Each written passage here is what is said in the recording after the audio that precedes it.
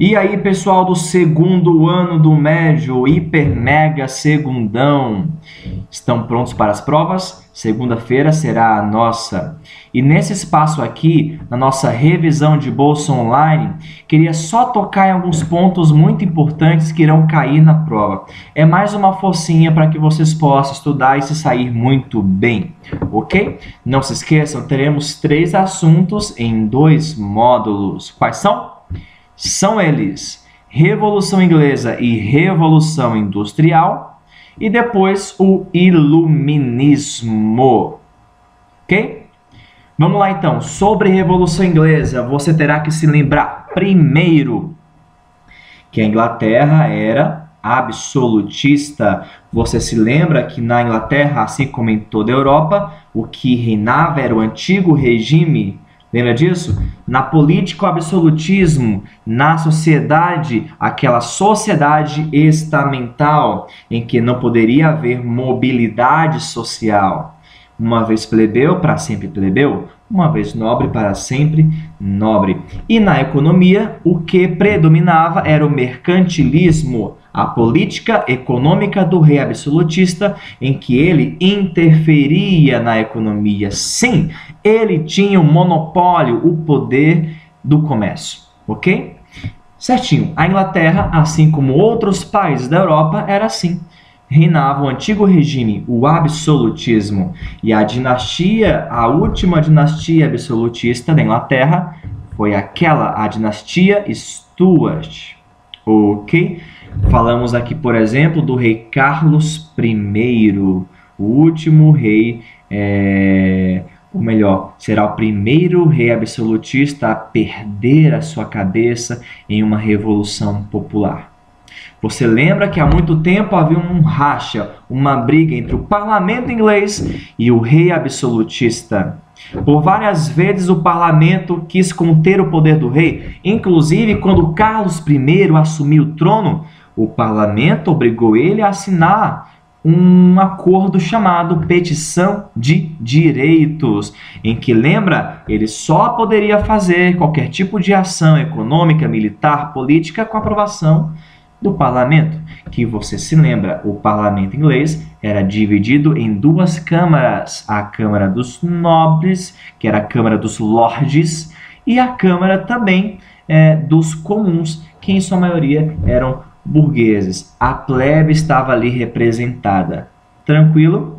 Vimos que o rei Carlos I irá ser tão autoritário, mas tão autoritário, que irá causar uma grande revolta e uma insatisfação popular.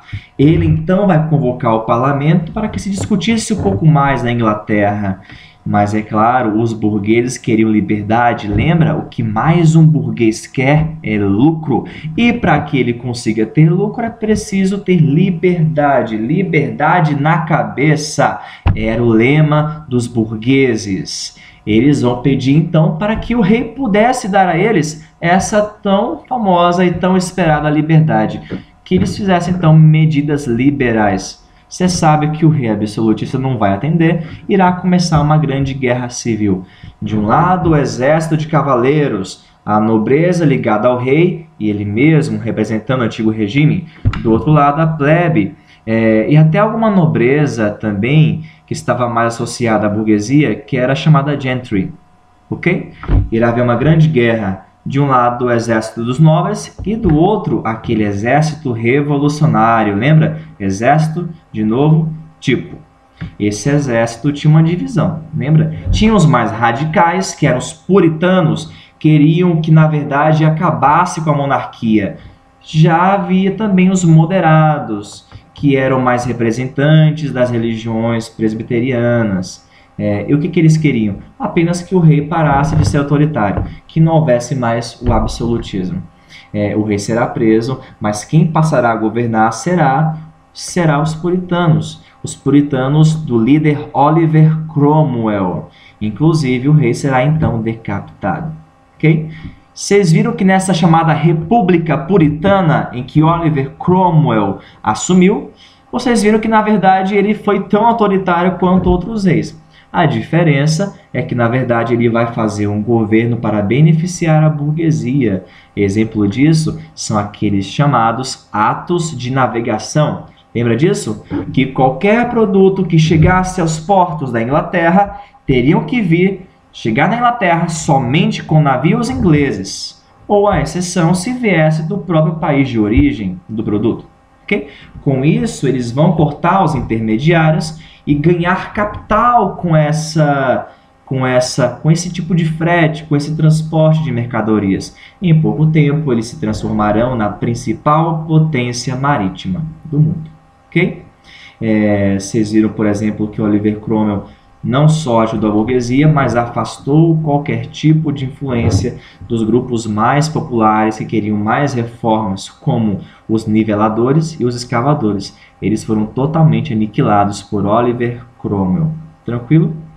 Vocês viram que depois o Cromwell morre, vem o seu filho, que não tem tanto poder assim, é fraco, e depois a Inglaterra volta às mãos dos reis absolutistas. É a chamada restauração, a restauração da monarquia, que não durará muito. Em 1688 haverá uma outra revolução chamada Revolução Gloriosa. Por quê?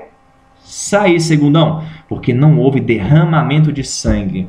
O rei foi deposto, veio em seu lugar um outro rei chamado Guilherme de Orange, e a Inglaterra passou a ser o quê? Uma monarquia parlamentarista. Isso foi firmado na chamada Declaração de Direitos, o Bill of Rights. Okay? A Inglaterra passou a ser uma monarquia parlamentarista. Um governo em que o rei, de fato, reinava, porém não governava. Quem governava era o parlamento. Tranquilo. Na Revolução Industrial, que também começou na Inglaterra, temos que nos lembrar os motivos que fizeram desse país, sim, da Inglaterra, ser a primeira, a pioneira na questão da industrialização. Você se lembra, ela tinha um governo liberal, ela tinha capital, tinha matéria-prima e mão de obra abundante. Se você puxar da memória, eles conseguiram essa mão de obra também em conta daquela grande lei chamada a Lei dos Cercamentos. A Lei dos Cercamentos foi aquela lei em que se acabaram aqueles campos, aquelas propriedades abertas, cercaram todas elas e expulsaram os camponeses que viviam entre propriedades para que, de fato, eles pudessem, não como intenção, mas como uma consequência, trabalhar, vender a sua força de trabalho para as indústrias, ok? A Lei de Cercamentos. Vimos que houve todo um processo aí de evolução, né? Uma evolução do processo produtivo. Antigamente o que reinava era o artesanato. O artesão detinha o conhecimento de toda a fabricação de um produto, da matéria-prima ao produto final. Depois foi evoluindo, passamos à manufatura, que por mais que ainda se fizesse com mãos humanas, o trabalho era mais dividido. A produção se acelerou, até que veio a Revolução Industrial e inseriu a maquinofatura, a predominância das máquinas. O homem apenas venderia a sua força de trabalho e é o capitalista quem vai ter os meios de produção. Ok? Beleza? Pessoal, lembra? Primeira fase acontecerá mais na Inglaterra e a segunda se espalhará pela Europa, Japão e Estados Unidos. Tranquilo? Você sabe muito bem algumas consequências sociais dessa revolução industrial. Primeiro, um aumento enorme da desigualdade social. Enquanto os capitalistas cada vez mais ficavam mais ricos, os proletários, os trabalhadores, ficavam cada vez mais explorados e mais pobres. Péssimas condições de higiene, de moradia, baixíssimos salários e exploração tanto das mulheres quanto das crianças para o trabalho nas indústrias. Tranquilo? Tudo isso é uma linha que você tem que sempre raciocinar, tá? Para construir o nosso assunto, beleza? Para acabar, pessoal, iluminismo. O que pode cair na prova sobre iluminismo? As principais ideias. Primeiro, contra o antigo regime, contra o absolutismo, contra aqueles privilégios que clero e nobreza tinham em que eles não pagavam impostos e só a plebe que levava nas costas essas classes, que eram vistas pelos iluministas e burgueses como parasitas. Ok? Eram contra o fanatismo religioso, eram contra a religião, eram a favor da razão. Eles vão lutar pela liberdade através do pensamento, razão. Não se esqueça, cara, duas palavrinhas que você não pode esquecer sobre o iluminismo: liberdade e razão. A supremacia da razão contra a fé. Existiam vários filósofos.